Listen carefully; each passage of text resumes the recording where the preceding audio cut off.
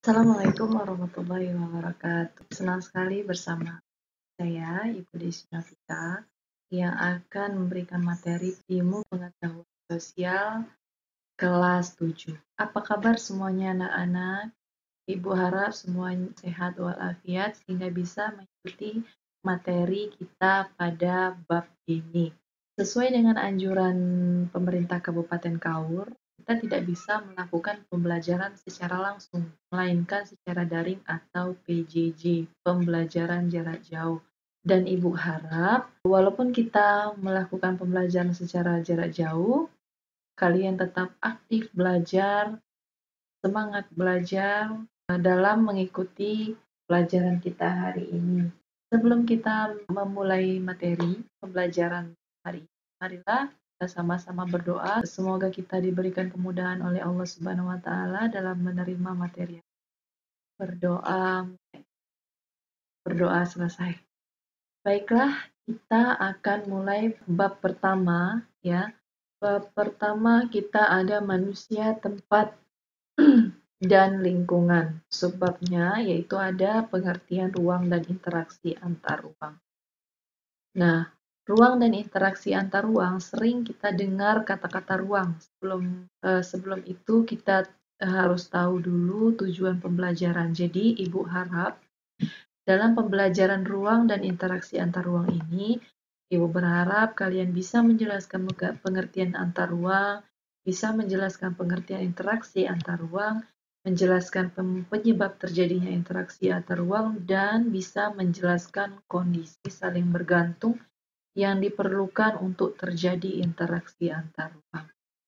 Baiklah anak-anak, sebelum kita mengetahui apa sih itu ruang, jadi istilah ruang sering kita dapatkan dalam kehidupan sehari-hari. Sering kita dengar itu ruang kelas, ruang laboratorium, ruang perpustakaan, ruang kantor, dan juga ada ruang guru. Nah, setelah kita tahu macam-macam ruang, jadi kita menarik kesimpulan bahwa ruang itu adalah tempat di permukaan bumi baik secara keseluruhan maupun sebagian yang digunakan untuk tinggal. Nah, ruang itu bukan hanya mencakup daratan saja anak-anak. Jadi ruang juga mencakup daerah perairan yang ada di permukaan bumi. Contohnya itu ada laut, ada sungai, ada danau. Nah, jadi selain daratan dan juga perairan, itu juga ruang bisa mencakup lapisan tanah, batuan, dan lapisan tertentu yang menjadi sumber kehidupan. Nah, sebelum kita lanjut ke materi selanjutnya, kita lihat dulu ilustrasi berikut ini. Nah, di sini ada wilayah A, ada wilayah B. Jadi di wilayah A ini ada pegunungan, dan wilayah B ini ada daerah pesisir atau pantai. Nah, dari sini kita bisa melihat apa sih arti interaksi antar ruang itu sendiri. Jadi interaksi antar ruang adalah pergerakan orang, barang, atau informasi dari suatu daerah ke daerah lain atau dari daerah asal menuju daerah tujuan. Nah, selanjutnya kita memahami tentang interaksi antar ruang terjadi dalam 3 bentuk. Jadi, interaksi antar ruang itu ada 3 bentuk. Yang pertama ada mobilitas penduduk, yang sering disebut juga pergerakan manusia.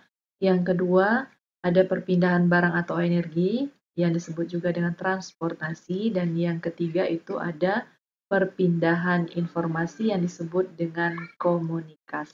Baiklah, selanjutnya itu ada bentuk kondisi saling bergantung untuk terjadi interaksi antar ruang. Itu ada 3. Yang pertama, yang saling melengkapi, kemudian yang kedua kesempatan antara, yang ketiga kemudian transport. Nah, kita mengetahui yang pertama dulu, saling melengkapi.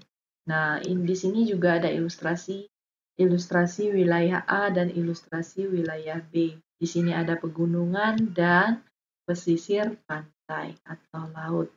Nah, dari sini kita mengetahui bahwa di wilayah A itu surplus sayurannya lebih tinggi dibanding wilayah B, dan wilayah B ini surplus ikannya lebih tinggi dibanding wilayah A. Nah, saling melengkapi artinya apa?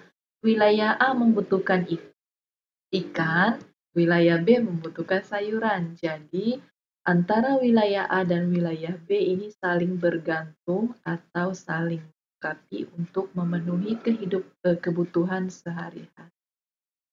Baiklah, kita lanjut ke pengertian kedua, yaitu kesempatan antara. Nah, untuk interaksi kesempatan antara, di sini ada ilustrasi kembali, ada wilayah A, wilayah B, dan wilayah C. Ini wilayah C. Nah, kesempatan antara maksudnya apa? Kesempatan antara di sini antara A dan B itu jaraknya lebih jauh dibanding C, A dan C. Nah, antara di sini wilayah A memiliki surplus sayuran lebih tinggi dan wilayah C juga memiliki surplus ikan yang lebih tinggi. Karena jarak A dan jarak C lebih dekat dibanding jarak B, maka wilayah A menyuplai makanan atau sayurannya ke wilayah C dan wilayah C menyuplai ikan ke wilayah A. Di sini terjadi penyaluran bahan makanan karena wilayah A dan C lebih dekat dibandingkan wilayah B.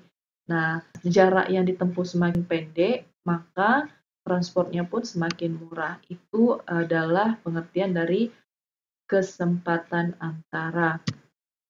Selanjutnya yang terakhir ada kemudahan transport. Di sini ada wilayah A dan wilayah B. Sama seperti tadi wilayah C dan surplus sayuran pada wilayah A.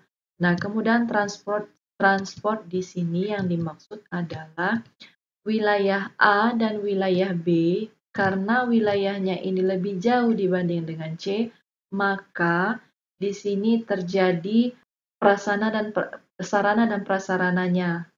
Nah, apabila transport atau jarak jalan, kondisi jalan yang ditempuh antara A dan B ini terjadi kerusakan, maka di sini tidak bisa memberikan masukan atau interaksinya tidak akan terjadi apabila perjalanan jarak tempuh antara A dan B itu rusak.